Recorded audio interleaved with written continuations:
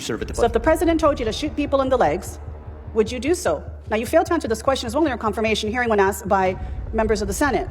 Because I refuse to accept a false hypothetical that's attempting to put me in a corner. This is not a hypothetical. This is Donald Trump's Secretary of Defense being asked whether he would obey an order to shoot American protesters in the legs. And Pete Hegseth had one clean way out, one word, no. But he did not say it. He called it false. He called it a trap. He hid behind procedure because the question was never complicated. Would you put the Constitution above Donald Trump? Would you refuse an order to fire on Americans exercising their First Amendment rights? That is the minimum test of the job. And before this moment, Jill Tokuda exposed the same pattern inside the Pentagon. Power for Trump's billionaire allies, excuses from the witness chair, and silence when accountability arrived.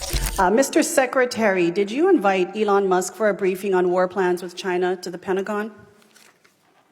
Yes or no is simple. There's been a lot of hyperbole and incorrect reporting around that situation, but we did invite Elon over to come talk to us generally, but there was no war plans being discussed. Okay, so whose idea was it to invite him to the Pentagon for a briefing? You mentioned you served at the pleasure of the president.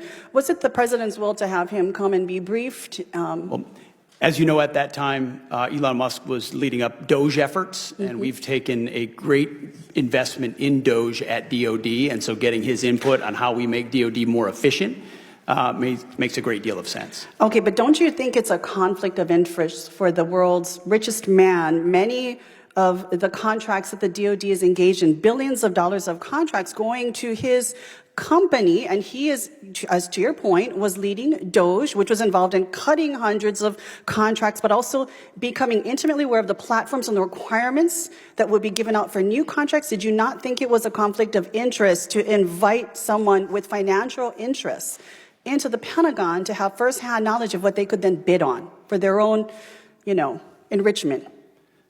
Ma'am, it was just an informal discussion, but I'll tell you, anyone that knows our Defense Department knows we show no preference to any company other than what your capabilities are. And we're grateful for the places where his companies benefit our national defense. So for a $280 million donation, the world's richest man with companies intimately linked and involved in billion-dollar contracts with the Department of Defense gained access into the Pentagon. So would you say that any company right now that has multi-billion-dollar contracts with the Department of Defense has access to the Pentagon right now? 1-hour briefings with you personally?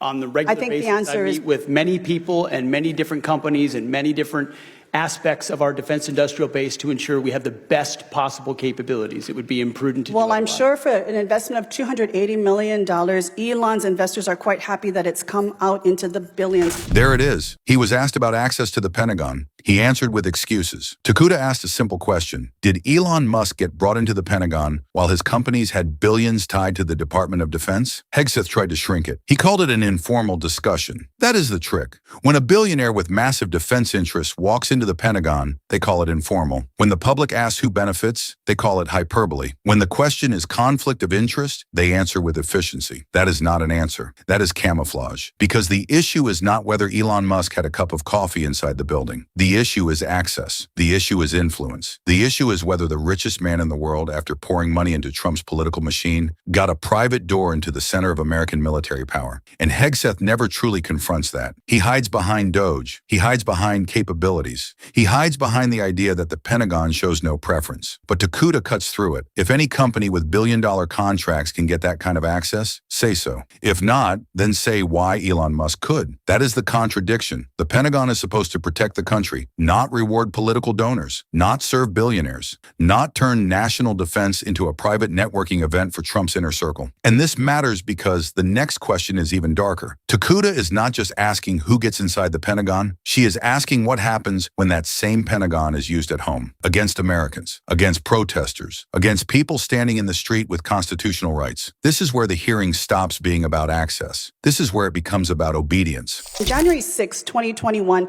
rioters and looters attacked federal law enforcement officials, vandalized and destroyed federal government property, and caused an estimated $2.7 billion in damages right here at the Capitol. Would you have sent the National Guard and the Marines in on that day? Well, unfortunately, President Trump requested the National Guard in advance, and that was... It took him quite a long time. I'm asking you, as Secretary of Defense, would you have sent in the National Guard and the Marines on that day? We had 140 Capitol Police officers injured. One died the next day. Would you have sent in the National Guard and the Marines? As I said, President Trump directed National Guard to be there in advance. And I think you can look at the record of how long it actually took for him to actually send them in. But it's good to hear that it sounds like you would have sent in the National Guard and the Marines on that day in which the insurrection was taking place right here at the Capitol. Mr. Secretary, during your confirmation hearing, you failed to deny the conclusion that you would carry out an order to shoot protesters in the legs. So let me be direct. Given what we are seeing across the country right now, would you carry out or issue an order by the president for our military to fire upon protesters actively engaging in their civil right to exercise free speech, their First Amendment rights? Would you give that order from the president?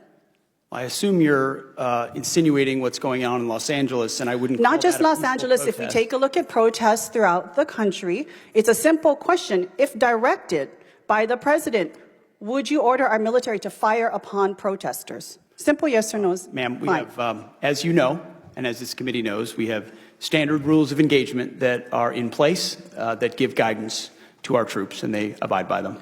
I'm asking what you would do. Again, you said you serve at the pleasure of the president.